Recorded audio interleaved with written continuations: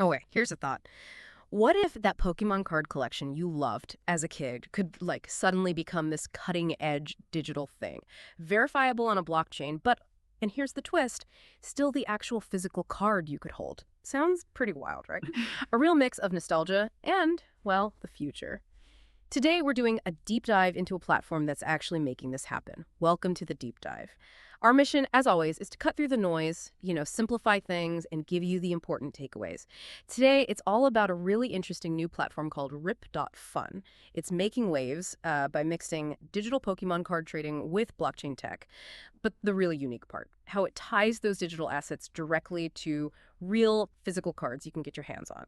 So we're going to unpack the whole concept, look at how it actually works, talk about the initial market reaction, which was frankly pretty eye-opening, and think about what this means for collecting in general. Because this isn't just like digital pictures, it feels like something bigger, maybe a whole new way of thinking about ownership. Right, so to really get why people are buzzing about Rip, fun, you have to look at some recent numbers. They ran this very limited, invite-only closed beta. And get this, in just one day, 94 people bought 2,289 packs. The total spend, $27,951. Let that sink in. That's an average of nearly $300 per person for 24 packs. And this wasn't even the public launch, just a small test group. Seeing that kind of money, that immediate engagement from such a small group, well, it really says something about the demand, doesn't it? The sources we looked at put it pretty simply.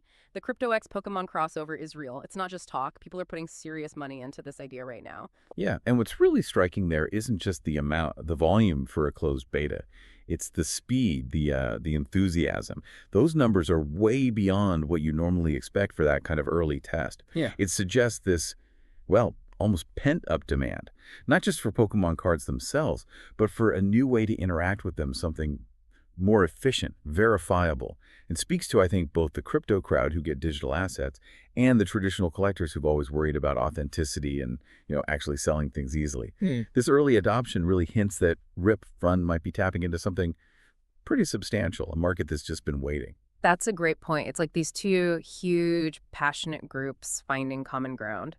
Okay, so for anyone listening who's maybe hearing about Rip Fun for the first time or just wondering what's actually going on under the hood, Yeah. let's break it down. What is this platform? Right. So at its heart, Rip Fun is a digital trading card platform built on the blockchain. And they've smartly focused, primarily at least, on the Pokémon TCG. I mean, that's a brilliant move, right? Huge fan base, established value, big collector base. What it lets you do is open real physical Pokémon packs, but you do it digitally on their site.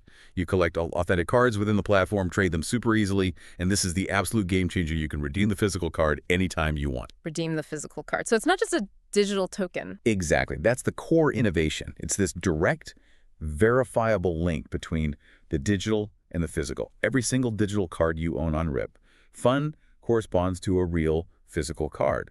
That physical card is stored safely in Rip Fund's inventory, specifically allocated to you. And you, the owner, can say, hey, send me that card, and they'll ship the physical version to you one-to-one. So thinking bigger picture, it's not like owning a standard NFT, just a digital image. It's holding a liquid digital asset that's directly backed by and redeemable for a real-world thing. That really changes the game for digital collectibles, I think. It tackles that big concern many collectors have. Is it actually real? That is a huge advantage. It answers that, is it just pixels? Question head on. You know there's a real card there. Okay, but what about the experience? Does opening a pack online, does it feel real? They've clearly put a lot of thought into that. They call it a cinematic unboxing process. It's meant to replicate that excitement online. And here's a crucial part for trust. Every single pack opening is recorded on video. On video, wow. Yep. So you have undeniable proof of what was in that specific pack. That prevents any arguments or, potential fraud. Plus, each pack gets a unique ID. So more verification, tying it back to its source. It's kind of like having a digital impartial witness every time you pull a card. That level of transparency is, pretty impressive. It builds trust. But how do they guarantee those digital records, the ownership, are secure and can't be messed with? That's where the blockchain comes in, right? Precisely. And that raises the key question, doesn't it? How do you guarantee trust in a digital space? Especially with valuable stuff like Pokemon cards. Blockchain is the answer. Rip Fun is built on the Base blockchain.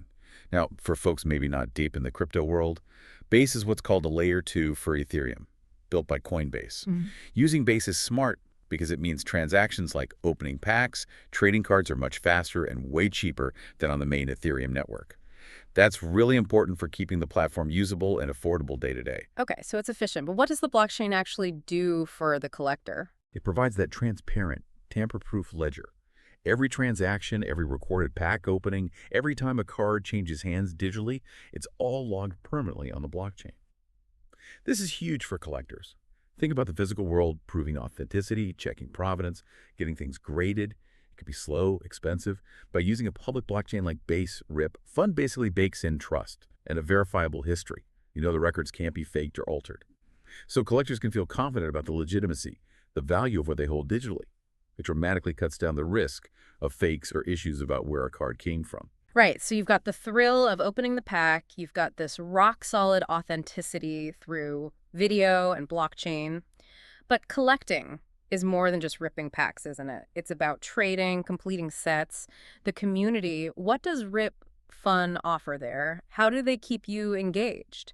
Well, they seem to have thought that through too. They've built out a whole ecosystem. First off, there's an instant trading system. You can swap cards with other users right there on the platform. Yeah. No packing things up, no trips to the post office, unless, obviously, you decide you want the physical card sent to you. Makes sense. Then there's collection tracking. You can see exactly how close you are to finishing certain sets, and when you hit those milestones, you get rewarded, maybe exclusive items or special packs. It's a neat way to digitize that classic collector's drive. Yeah, that completion goal is powerful. And they've also got an XP system, experience points. You earn XP for doing stuff on the platform, opening packs, trading, just general collecting activity. These points aren't just for show either. You can actually use them, redeem them for more packs, other perks, or even use them to cover the shipping costs if you want your physical cards delivered. It really seems designed to reward people for sticking around and being active. And from the platform's view, that's just smart design. Those features, the trading, the set tracking, the XP, they're all about encouraging people to participate and stay involved long term. Very much like reward loops you see in gaming. It keeps collectors invested, helps build a lively community around it all. For the collector, it means this whole integrated experience. You get the fun of the chase, the security of the tech, and real rewards. It feeds itself, really. Every action helps you progress. Seems quite comprehensive. And they're not stopping there. They're planning more features, too. Talk of mystery packs sounds like a way to find super rare cards, maybe unique items, XP boosts, adds another layer of chance and excitement. And importantly, a dedicated marketplace is coming, a place to buy, sell, swap, not just single cards, but packs, maybe even full sets. Ah, a proper marketplace. Exactly. That'll be huge for liquidity, for letting the market figure out prices. It really rounds out the platform into a full secondary market, all digital until you want the physical item. Okay, so they're covering the collector side really well. Now, in the crypto world, there's usually a financial layer too, right? You mentioned a token. Yeah, the Fire IP token. There's a pre-sale happening now, apparently. It suggests, a tokenized ecosystem as part of the plan. The token would likely be used for extra features or rewards on the platform. Right, and this ties into another vital piece for any platform like this, especially in crypto, building trust and keeping the community engaged. That RIP token will probably have several uses. Yeah. Maybe platform governance, letting holders vote on things, which gives people a real stake. Could offer staking rewards, lower fees, access to exclusive stuff, strong reasons to hold the token and participate. So it's not just about the cards. There's a whole economy potentially being built around it. Exactly. And beyond the token itself, look at how they're engaging people. They're active on social media X, Farcaster sharing updates, big polls from packs. That builds buzz, sure, but it also creates transparency and a sort of shared experience. It helps build that community feel, which is so important when you're asking people to trust a new platform in this space. You need that loyalty, that sense of being in it together. That makes sense. Integrating the token and really focusing on community seems key for long-term success here. But, with something this new, this ambitious, bridging physical and digital like this, Yeah. must be challenges, right? What are some potential bumps in the road? Oh, absolutely. That's a really important question. The logistics alone are a massive undertaking. Imagine securely storing, perfectly cataloging, and then efficiently shipping potentially millions of physical Pokémon cards all over the world. You need top-notch warehousing, reliable shipping partners, and an inventory system that syncs perfectly with the digital side without fail. Any slip-up in that physical chain could really damage trust. Yeah, I can see that. One lost card could be a big problem. Definitely. And then there's a whole regulatory side. The rules around platforms mixing physical goods with digital tokens and blockchain, well, it's still murky and different everywhere. They'll have to navigate a complex web of international laws about digital assets, sales tax, shipping regulations. Staying compliant across the board will be a constant effort. Those are some serious hurdles. Okay, thinking bigger picture then, if Rip.fun really takes off, what kind of impact could it have on the traditional Pokemon card market or even other collectibles? That's the million-dollar question, isn't it? If it gains widespread adoption, RIP, Fun could seriously shake up the secondary market for Pokemon cards. By making trading easier, faster, more transparent, and globally accessible, it could boost demand. Maybe even push prices up for certain cards because suddenly they're easier and safer to trade for anyone, anywhere. This could be good for current collectors. Their assets become more liquid. But it also might attract new types of investors.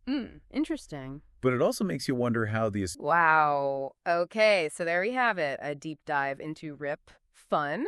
We've looked at how it's merging something nostalgic like Pokemon cards with really cutting-edge tech like blockchain. We saw those pretty stunning early adoption numbers. We walked through the whole ecosystem and the collecting, the trading, the verified physical link, plus the tech choices, the community building, and yeah, the potential challenges too. It really makes you think, doesn't it?